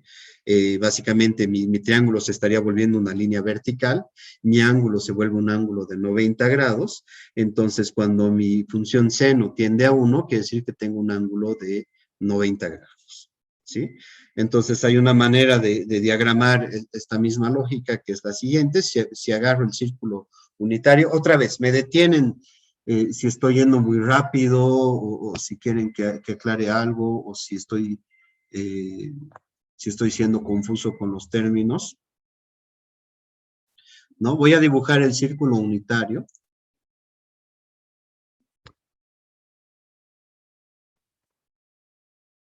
Ahora, dibujar un círculo va a ser un poquito complicado, espero poder hacer algo convincentemente bueno.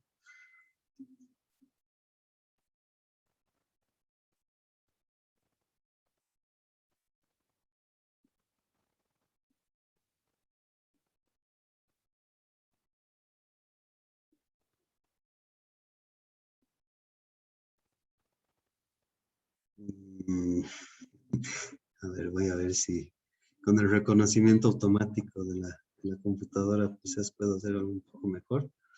Creo que eso va a estar mejor.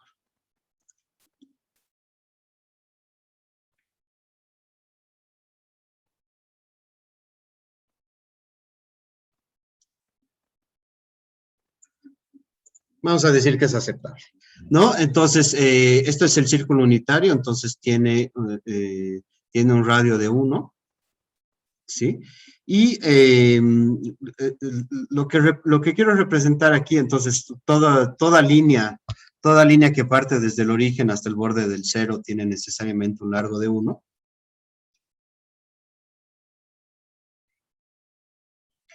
Tiene necesariamente un largo de 1. Voy a escribirlo así, ¿no? Entonces puedo mover esto como sea, y podría dibujar también un triángulo aquí, ¿sí? Podría representar un triángulo aquí, donde es otra vez un triángulo rectángulo, donde la hipotenusa es fija, es igual a 1, y donde el cateto adyacente está en la línea de los X y el cateto opuesto está en la línea de los Y, ¿no? Porque es la misma altura, ¿sí? Porque es la misma altura. Entonces, con esos elementos, con esos elementos podría decir que si fijo la hipotenusa a una, el coseno, ¿no? Para un ángulo teta, el coseno de teta en este círculo unitario está compuesto ¿de qué? Del cateto adyacente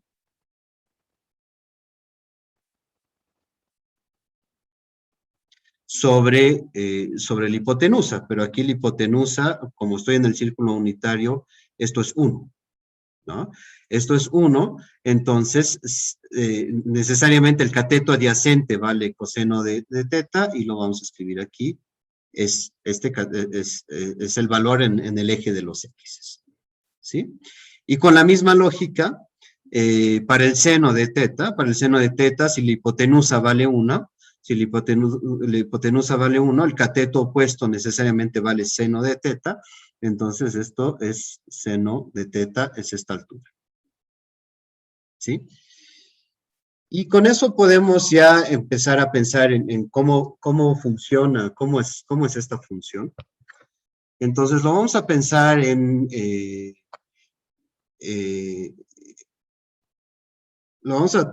términos de la periferia del círculo. Vamos a pensar en términos de la periferia del círculo. Entonces, piénsenlo en que me estoy moviendo en las agujas contrarias a las agujas, estoy yendo en el sentido contrario a las agujas del reloj, ¿sí? Estoy yendo en el sentido contrario a las agujas del reloj, en donde, si ustedes se acuerdan, la circunferencia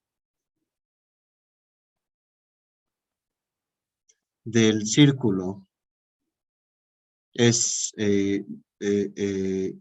2pi.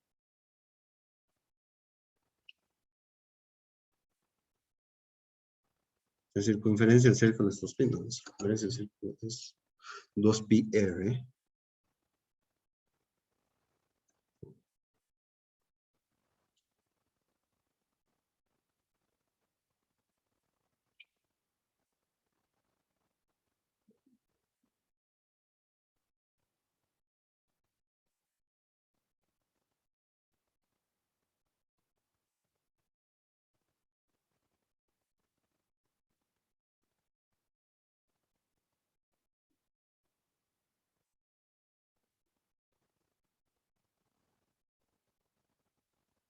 Sí, estoy en lo correcto, muy bien.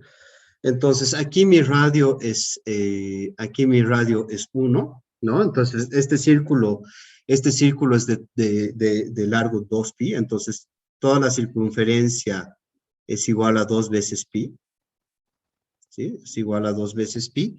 Entonces, puedo decir que la mitad de la circunferencia es pi. Esto es, si viajo la mitad del círculo.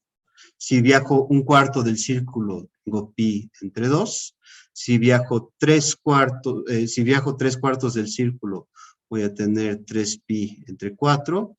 Y si hago un círculo entero, perdón, 4,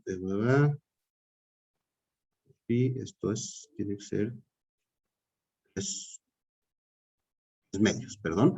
Tiene que ser 3 medios y aquí entonces tendría un círculo entero, ¿no? El círculo entero es 2pi o 0. ¿Sí? Entonces esto me estoy desplazando en el sentido contrario a las agujas del reloj a lo largo del círculo. ¿Sí? Entonces veremos cómo funciona mi función coseno. Estoy eligiendo 0, este es el largo de pi, y entonces sé que hay cosas que suceden, por ejemplo, con pi entre 2, sé que hay cosas que suceden con pi, sé que hay cosas que suceden con 3pi entre 2, y sé que hay cosas que suceden con 2pi. Y me voy a ir también al lado negativo, entonces en el lado negativo voy a tener menos pi entre 2, voy a tener menos pi, voy a tener menos 3pi entre 2, y voy a tener menos 2pi. ¿Sí? Entonces pensaremos un poco en cómo se ve esta función. Si veo mi función coseno, si viajo 0, si estoy aquí, ¿no? Es decir, básicamente no tengo un triángulo, tengo una línea plana, mi ángulo es 0, pi vale 0, Y en ese caso voy a tener que la hipotenusa es exactamente del mismo largo del cateto, o si quieren este cos pi va a estar en el punto 1 exactamente. Entonces cuando tengo un ángulo de 0, coseno va a valer 1. ¿No? Luego si avanzo un poco, si avanzo hasta pi, ¿no? Si hago un cuarto de vuelta al círculo, cos va a encontrarse en este punto, ¿no? Y va a valer 0, ¿no? Entonces, si he hecho un cuarto de vuelta, esto va a valer 0, ¿sí? Si continúo avanzando hasta la mitad del círculo, entonces este cos teta va a estar aquí, va a estar en el punto menos 1, entonces voy a estar en menos 1, y entonces esto es lo que sucede cuando tengo un ángulo de 180 grados, ¿sí? O de pi, expresado en radianes. Si me sigo moviendo hasta este punto, entonces cos va a valer 0 de nuevo, ¿sí? Y ahí tengo un ángulo de 3 medios de pi, o lo pueden interpretar como 3/4 de vuelta, y finalmente cuando termino el círculo, vuelvo al punto original en el que estaba, y esto vale 1 nuevamente, ¿no? Y si voy en la otra dirección, si voy en la dirección opuesta, voy a tener algo muy parecido. Y entonces tengo ya algunos puntos de construcción de mi función, ¿no? Además de esto, ustedes pueden ver que cuando voy avanzando a lo largo de la circunferencia del círculo, primero cos se va a mover muy poquito, y luego se va a empezar a mover mucho más rápido, el desplazamiento va a ser mucho más rápido. Entonces podemos interpretar esto como que empieza relativamente lento el movimiento, luego se va acelerando hasta llegar llega, ¿no? Hasta un mínimo aquí en este punto, y hasta el menos 1, y después continúa, y en fin, empieza a ver esta onda que se genera. ¿Sí? Y para la función de seno vamos a tener algo muy parecido. Entonces, seno está aquí. ¿Qué es lo que pasa cuando pi vale 0? Cuando pi vale 0, este punto va a estar aquí en el eje, va a valer 0. Entonces voy a estar aquí.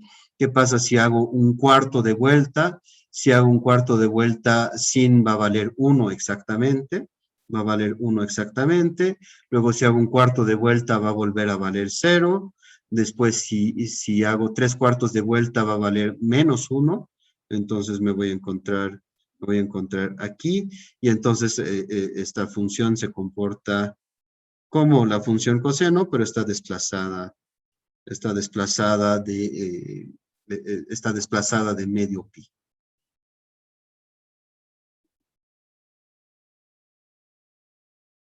Sí, esto lo he hecho muy...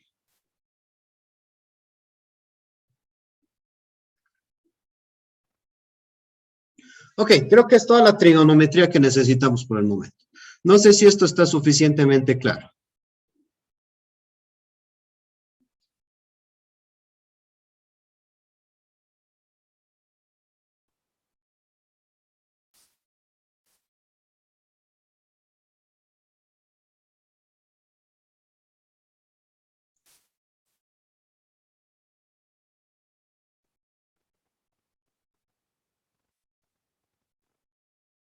Quizás vale la pena darle una pequeña vuelta. Hay una última propiedad que voy a necesitar. Es que, por definición de que es un triángulo rectángulo, necesariamente vamos a tener que, dado que mi hipotenusa es igual a 1, por definición de Pitágoras, hipotenusa.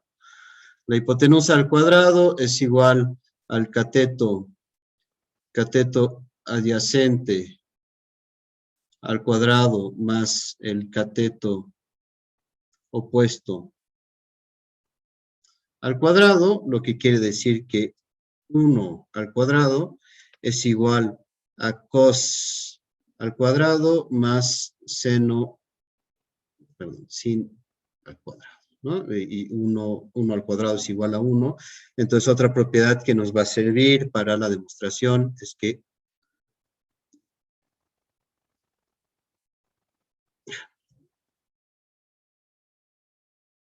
el seno de un ángulo al cuadrado más el coseno de ese mismo ángulo al cuadrado va a ser igual a 1. Esto nos va a servir, nos va a servir para la demostración.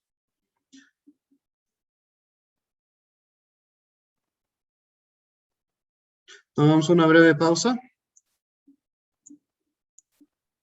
Sí, por favor. Sí, es intenso, Sí. esto, ¿no? Ok. Voy a retomar un poquito para qué estamos haciendo todo eso en un segundo. Entonces nos vemos en unos 10 minutitos.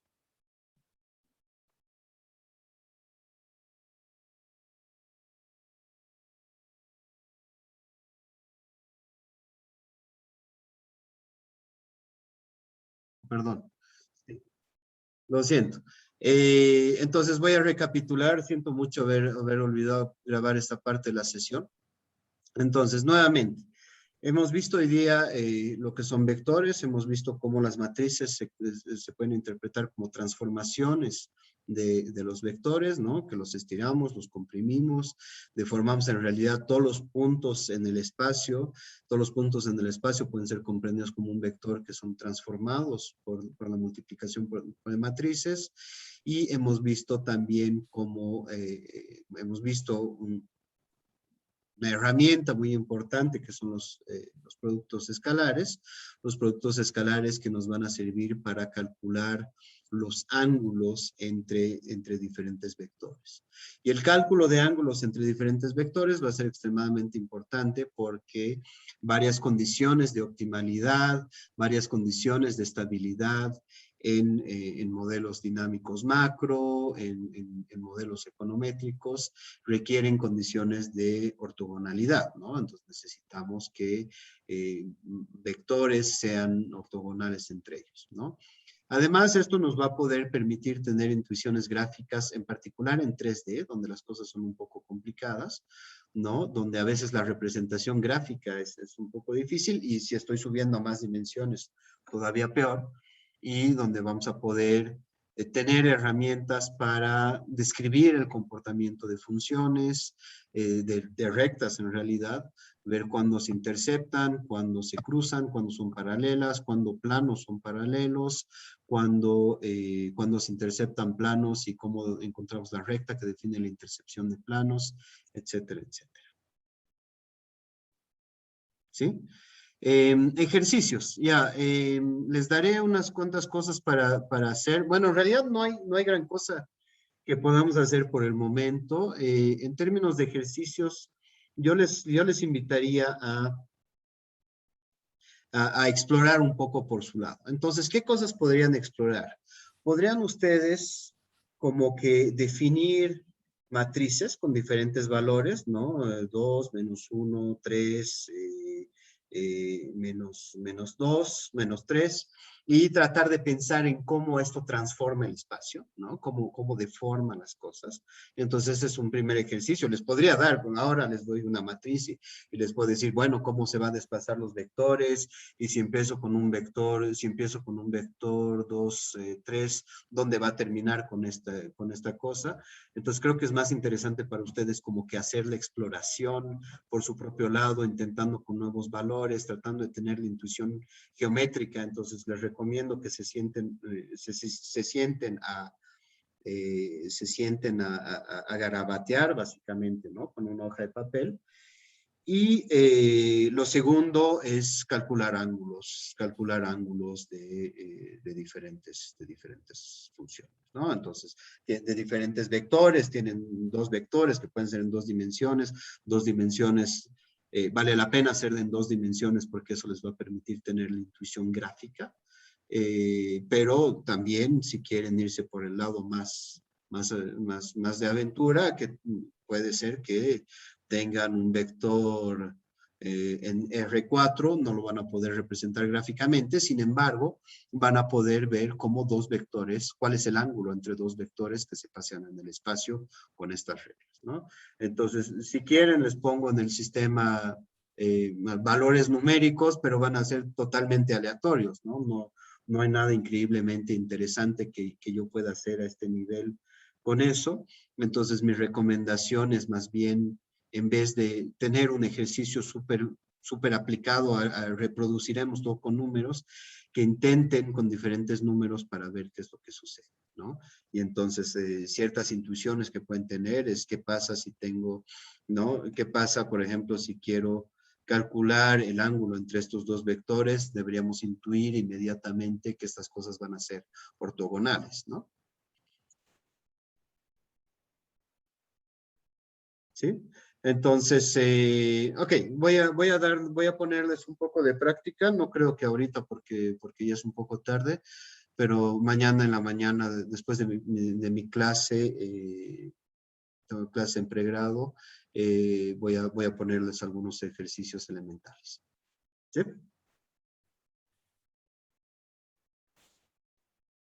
Muy bien, doctor, gracias. Genial. Ok. Gracias. Vamos a descansar, es un poco intenso esto, espero que haya sido más o menos claro.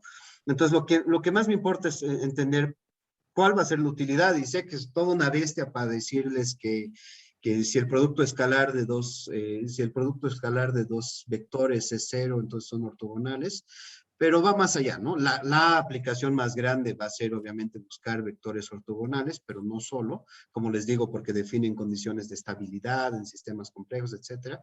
Pero el hecho de pensar, ¿no? Y quizás es un poco sorprendente si lo pensamos así, que pueda agarrar dos flechas que se pasean en el espacio, y si sé en qué dirección están yendo esas dos flechas, puedo calcular el ángulo que tienen entre ellas, ¿no? Y no importa cómo estén flotando, y lo puedo incluso calcular en espacios dimensionales que no entran en mi cabeza, pero puedo hacer el cálculo. Entonces eso también es interesante.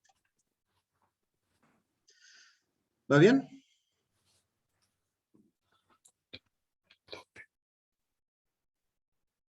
Super. Entonces nos vemos el miércoles. Les voy a poner algunas cositas para entrenarse mañana, y nada, tómense el tiempo un poco de pensar en qué quieren decir estas cosas, en estas ideas, y de rever los apuntes y el libro sobre todo, ¿no? Bien. Ok, doctor, muchas Gracias. gracias. Nos vemos el miércoles. Gracias. Gracias. Hasta el Gracias, miércoles. profesor.